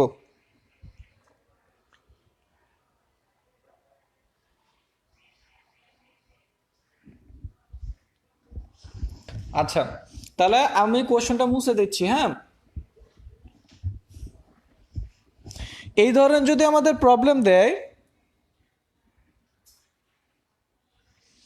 তাহলে আমাদের যেটা করতে হবে, আগে দেখতে হবে আমাদের পার বছর, মানে প্রত্যেক বছরে আমার অবচয় কত আসছে। তাহলে আমার যদি 3,500 টাকা যদি ক্রয় হয়, তার উপর যদি 10% অবচয় হয়, তার মানে প্রত্যেক বছর আমার অবচয় কত হবে? 350 টাকা, তাই না? তো 350 টাকা করে আমার অবচয় ধরি। আমাকে বলছে আজ পর্যন্ত আমাদের মোট অবচয় কত আসছে? 2100 টাকা। তাহলে মোট অবচয় যদি 2100 আসে, তাহলে আমাদের,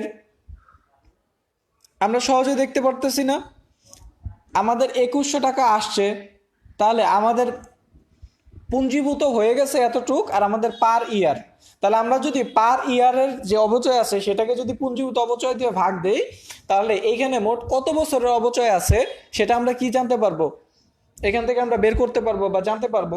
তার মানে এটাকে যদি আমরা এটাতে ভাগ দিই, তার মানে আলটিমেটলি কত হবে দেখেন, 3 6 18 আর 5 6 কত, 30, তাই না? তার মানে আলটিমেটলি 6, তার মানে 6 বছর। বোঝা গেছে? আমাদের এই রিলেটেড কোয়েশনও দিতে পারে, যদি এই রিলেটেড কোয়েশন দেয় তাহলেও আমাদের এই যে এই প্রসেসে আর কি মোটামুটি ফলো করব। কি করব, প্রথমে পুঞ্জীভূত অবচয় তো আমাদের দিয়েই দিবে, তো তার পাশাপাশি আমার যেটা করতে হবে প্রত্যেক বছরের অবচয় বের করতে হবে।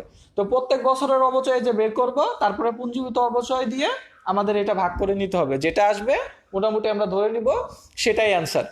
এখন যদি কোনো কারণে এইখানে যদি ধরেন 6.5 আসতো, ধরেন সাপোজ কোনোভাবে আমার অ্যান্সারটা কত আসছে 6.5, তাহলে আমরা ধরে নিতাম যে কত 6.5 বছর আগে। আর যদি এখান থেকে কিন্তু আমাদের তারিখও জানতে চাইতে পারে, কি বললাম, যে আমাদের এখান থেকে তারিখও জানতে চাইতে পারে, যে আমাদের আসলে অ্যাকচুয়ালি যে আমাদের প্রত্যেক বছরের বা কত তারিখে, 5 বছর হোক 10 বছর হোক, এই এর আগে যে আমরা ক্রয় করছিলাম কত তারিখে ক্রয় করছিলাম, এই ধরনের জিনিসও আমাদের বলতে পারে। তো যদি আমাদের এই ধরনের জিনিস বলে, তাহলে আমাদের কি করতে হবে সেটা একটু দেখব, যে আমাদের যদি তারিখের কথা উল্লেখ করে দেয়।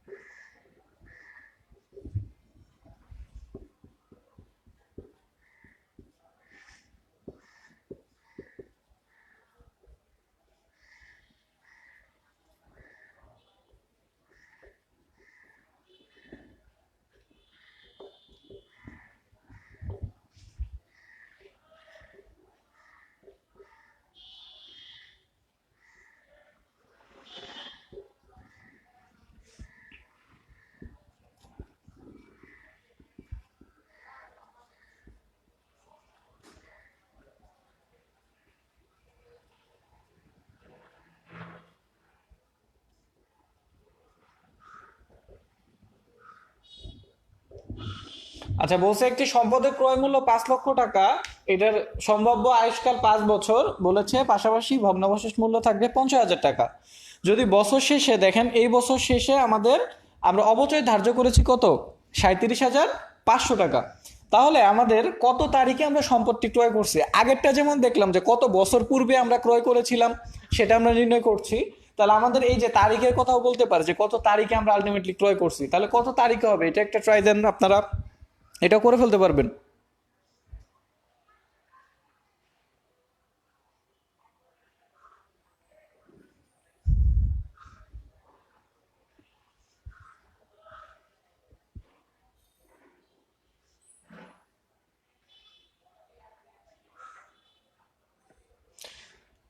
ক্লাস ভাইয়া আমাদের সাধারণত আগে বলেছি যে ক্লাস সাধারণত আমাদের বৃহস্পতিবার সকাল 9টা হয় অ্যাকাউন্টিং ক্লাসটা। এখনো ম্যানেজমেন্ট ক্লাস আমরা স্টার্ট করিনি, ম্যানেজমেন্ট ক্লাস হয়তো 2-1-এর ভিতর স্টার্ট হয়ে যাবে। অ্যাকাউন্টিং ক্লাসটা ইন জেনারেল যেটা হয়ে আসছে বৃহস্পতিবার সকাল 9টায় আর কি, আপনাদের এই স্বপ্ন পূরণের পেজেই রেগুলার নেওয়া হয়ে থাকে, মানে পার উইক নেওয়াই হচ্ছে।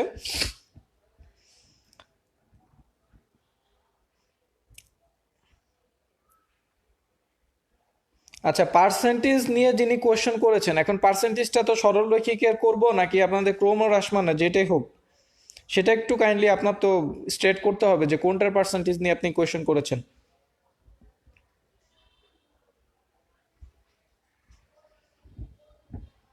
সবাই একটু এটা দেখেন যে হয় কি না। হওয়ার কথা আপনারা জানি সকলে পারবেন, জাস্ট হলো কিভাবে করলে আপনাদের জন্য সহজ হয় সেই জিনিসটাই আর কি আমাদের রেসপন্সিবিলিটি, বা আমার ক্ষেত্রে হলো আমি মনে করি যে আপনারা মোটামুটি সবাই পারেন।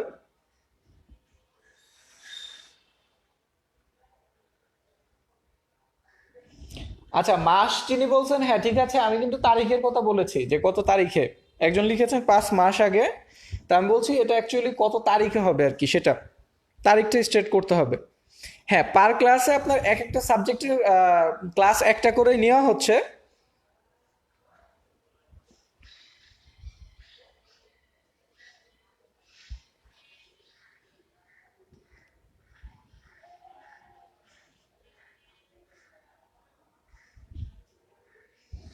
আপাতত পার উইকে ক্লাস একটাই।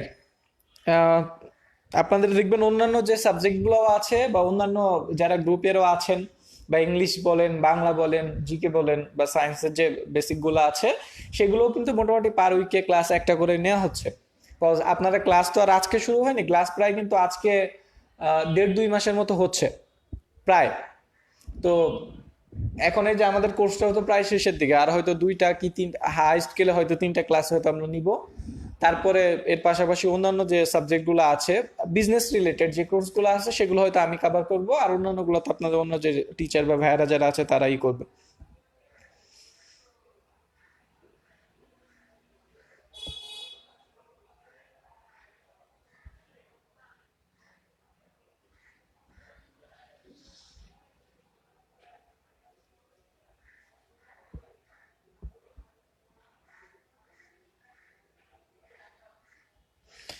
আচ্ছা, দেখি তাহলে এটা আমরা কিভাবে করব।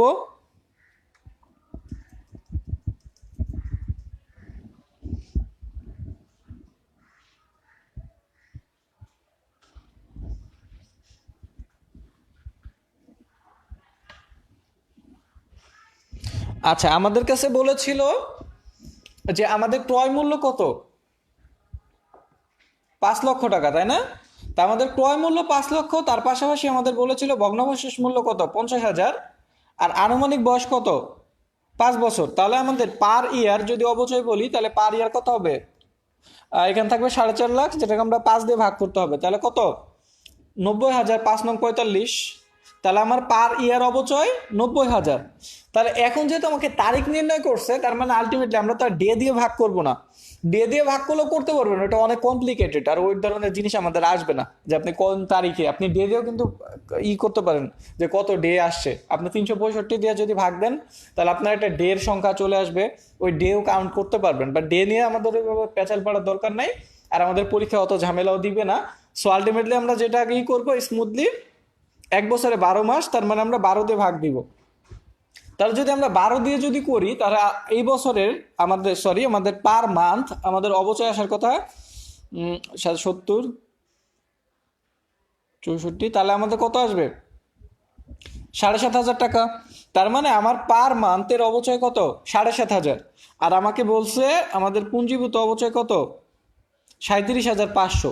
তাহলে 37,500 যদি হয় পুঁজিভূত অপচয়, আর পার মান্থে যদি 7,500 হয়, সে আগের মতো করবো না, যেমন বছরটা যেমন দেখেছিলাম পুঞ্জীভূত অপচয় আমাদের এত বছরে ভাগ করেছিলাম, কিন্তু এইখানে জাস্ট আমাদের এক বছরেরটা বলেছে। তো এক বছরেরটা বলায় আমরা কিন্তু আর কি করি না, এখন আমরা পার মান্থেরটা বের করে ফেলছি। তাহলে আমাদের পার মান্থে কত? 7,500। তাহলে এটাকে দুইটা বাদ দিলে তাহলে এটা কত আসবে? 5×7=35, 5 মাস। তাহলে আলটিমেটলি আমাদের আসছে 5 মাসের হিসাব, বা এখানে 37,500 আমাদের কত মাসের? 5 মাসের। তাহলে এখন যদি আমরা 5 মাস হিসাব করি, তাহলে এটা আমাদের অ্যান্সারটা, পসিবল অ্যান্সার দুইটা হতে পারে। কি বলছি? পসিবল অ্যান্সার দুইটা হতে পারে। একটা হচ্ছে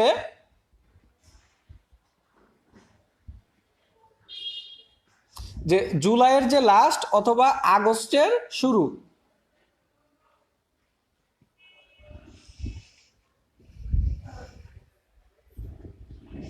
হয় এটা আমাদের কি হতো, জুলাইয়ের 31, না হলে আগস্টের 1। আমাদের অবশ্যই অপশনে দুইটা দিবে না, অপশনে যে কোনো একটাই থাকবে। হয় আমাদের বলে দিবে জুলাইয়ের 31 তারিখ, বা জুলাইয়ের 30ও হতে পারে।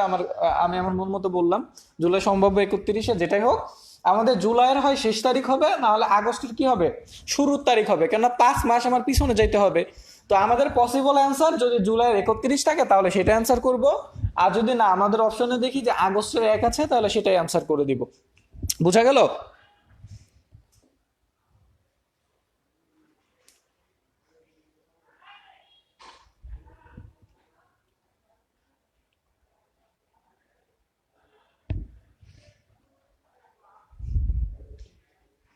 হ্যাঁ, আমাদের এটা হচ্ছে হলো যে আগস্টের 1 তারিখ যদি আমাদের ওইটা অপশন থাকে, তাহলে তো ওইটা অ্যান্সার আমরা করবই। তার পাশাপাশি যদি দেখি যে না আমাদের কি নাই, আগস্টের 1 তারিখ নাই, যদি আগস্টের 1 তারিখ না থাকে, তাহলে সেই ক্ষেত্রে আমার কি করতে হবে, জুলাইয়ের মাসের যে শেষ তারিখটা হবে সেটা।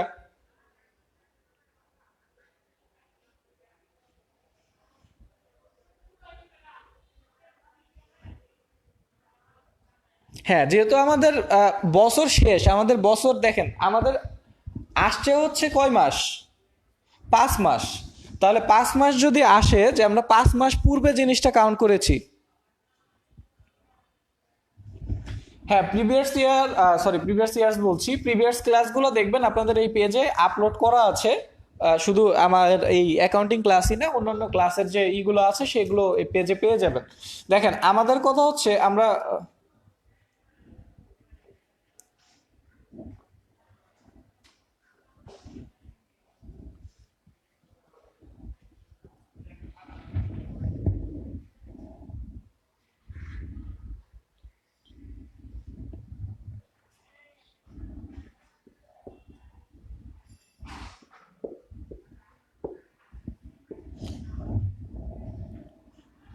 আমাদের বলেছে 5 মাস, তাই না? আমাদের উত্তরটা কি আসছিল?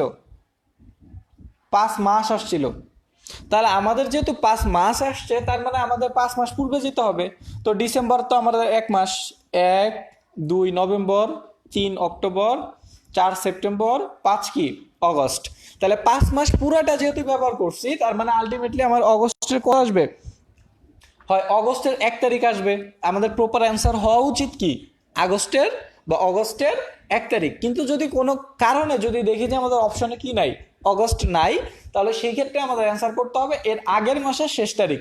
তো অগস্টের আগের মাস কি, জুলাই। তাহলে জুলাইয়ের যে লাস্ট তারিখ থাকবে 31, তাহলে আমাদের জুলাইয়ের 31 হবে। বোঝা গেল কি?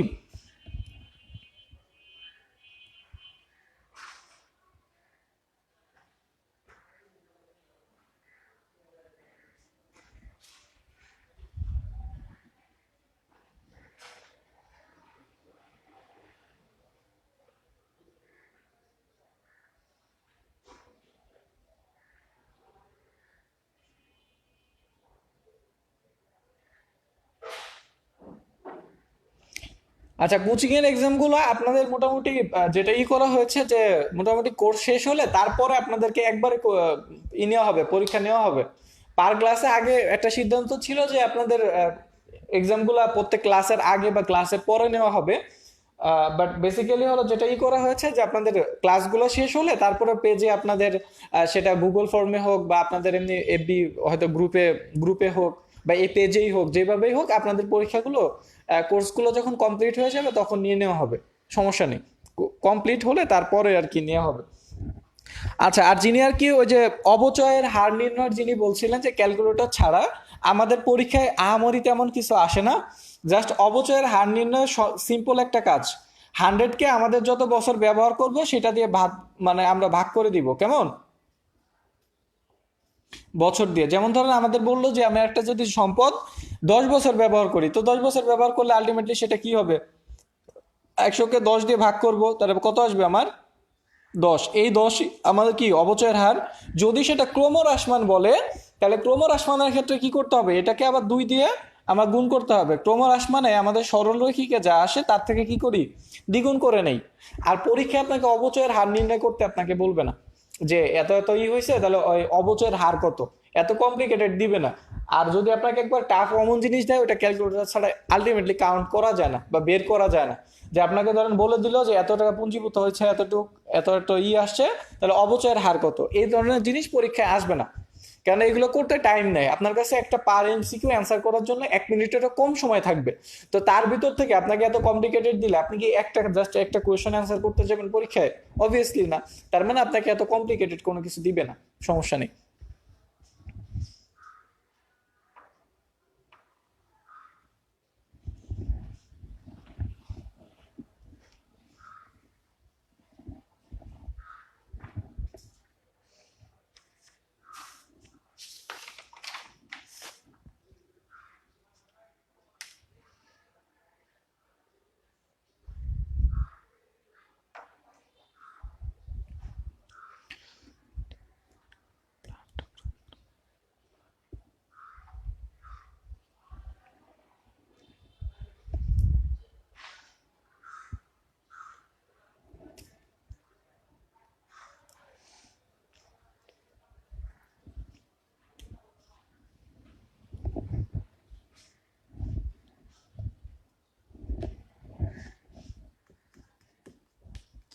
আচ্ছা, যদি আমাদের বর্ষ সংখ্যা পদ্ধতিতে বলে তাহলে আমরা কি করব না করব সেটা একটু দেখি জাস্ট, এটা দিয়ে আমরা আজকে ক্লাসটা শেষ করে দিব।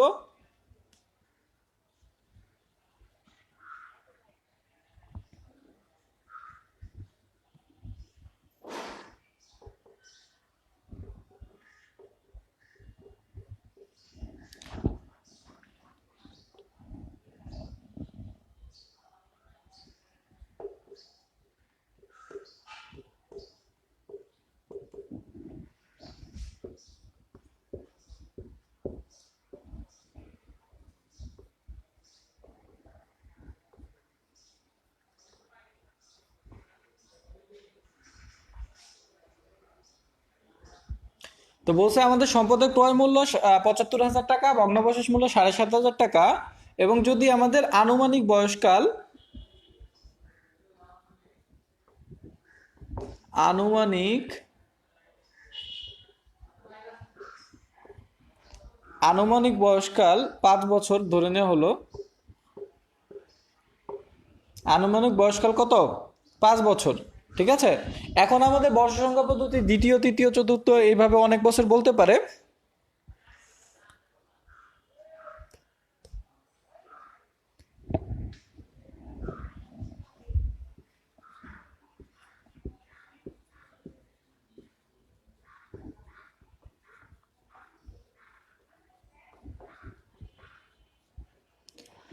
ধরেন আপনাদের কাছে জানতে চাইছে তৃতীয় বছর অবচয় কত। আচ্ছা, ভালো কথা, বর্ষ সংখ্যা পদ্ধতির অবচয় আমরা কিভাবে নির্ণয় করি, এখানে হলো অবচয়যোগ্য মূল্য,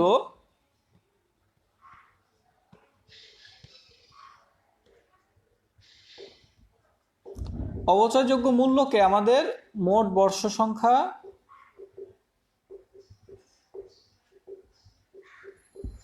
দিয়ে ভাগ করতে হয়, আর গুণ করতে হয় কি দিয়ে, অবশিষ্ট বছর দিয়ে।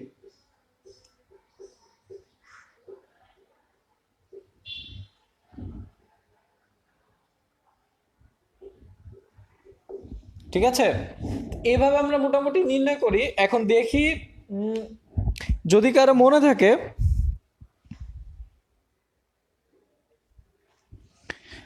আচ্ছা, ক্রমহ্রাসমান পদ্ধতিতে যে আমাদের যে দুইটা পদ্ধতি আছে সেখান থেকে অবশ্যই আমাদের একবারে নর্মাল যে প্রসেসটা মানে হলো দ্বৈত ক্রমহ্রাসমান যেটাকে আমরা বলি, ঠিক আছে, যে হলো সরলরৈখিকের যেটা আসবে তার দ্বিগুণ করে যেটা ব্যবহার করা হয় সেটাই ইন জেনারেল ব্যবহার করা হয়।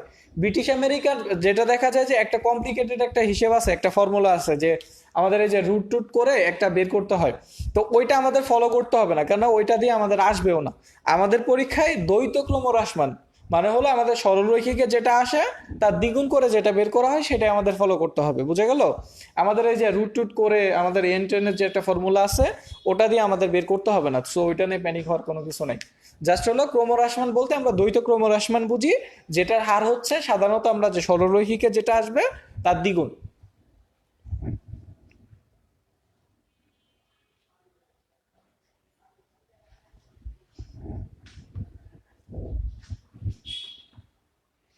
তো এটা একটু দেখেন আপনাদের এটা মনে আছে কিনা, জাস্ট হলো আপনাদের মনে থাকার জন্য আমি এটা দিলাম।